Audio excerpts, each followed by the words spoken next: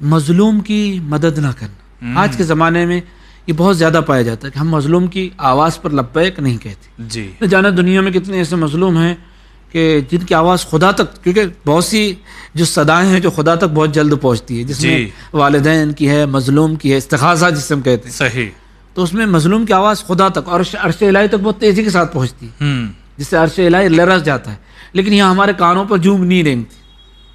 صحیح. لیکن اس کا عذاب یہ ہے کہ جب وہ تڑپتا ہے، جب اس پر سختیاں نازل ہوتی ہیں مظلوم پر، اور اگر ہم توجہ نہیں کرتے تو اس کا اثر یہ ہوتا ہے کہ ہم بھی سختیوں میں مبتلا ہوتے ہیں. جو اشارہ دعائے کمیل میں فرمائیں.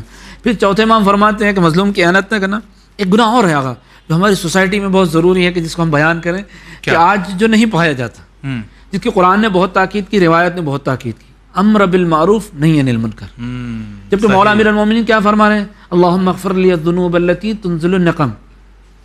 اور یہ چوتھے امام فرماتے ہیں کہ یہ گناہ ایسا ہے کہ جب ہم امر بالمعروف اور نہی عن المنکر کو ترک کر دیں تو ہم پر سختیاں نازل ہوں گی، مصیبتیں نازل ہوں گی. اور مصیبت بھی بہت سخت مصیبت، ایک عام مصیبت تو بلا ہے، لیکن سخت مصیبت جس کو نقم کہا گیا ہے. اور ہم لوگ اس میں نقمہ کی جمع ہے. ارے ہم سے کیا مطلب. جبکہ یہاں تک کہ روایت میں آگا ملتا ہے کہ اگر اکثریت مومن کی ہو اور کم گنہگار ہو لیکن تب بھی عذاب آ سکتا ہے، سماج معاشرے میں عذاب آ سکتا ہے. کس بنا پر؟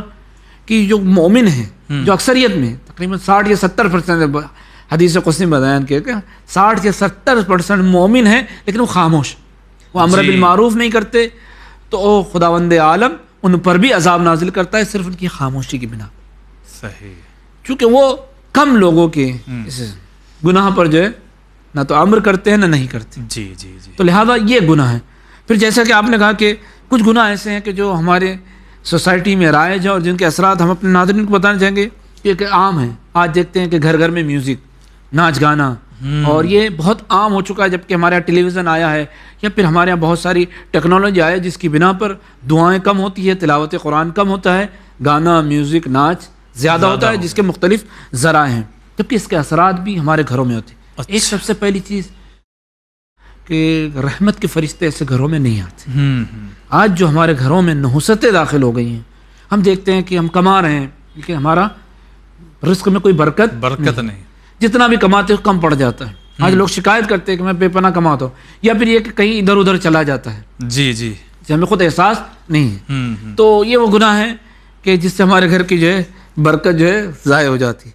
دوسرا جو ہے کہ ہم اس دعوات کی طرف متوجہ نہیں ہیں کہ یہی وہ گناہ ہے کہ جس سے ہمارے گھر میں رحمت کے فرشتے بھی دور ہو جاتے ہیں، اور سب سے بڑی مصیبت یہ نازل ہوتی ہے کہ انسان فقر، فاقے میں اور غربت میں مبتلا ہو جاتا ہے. اور لہذا یہ عام گناہ ہے کہ جس کی طرف روایت میں اشارہ کیا گیا کہ جب انسان ان گناہوں کی بنا پر ان سختیوں میں اور مصیبتوں میں مبتلا ہوتا ہے.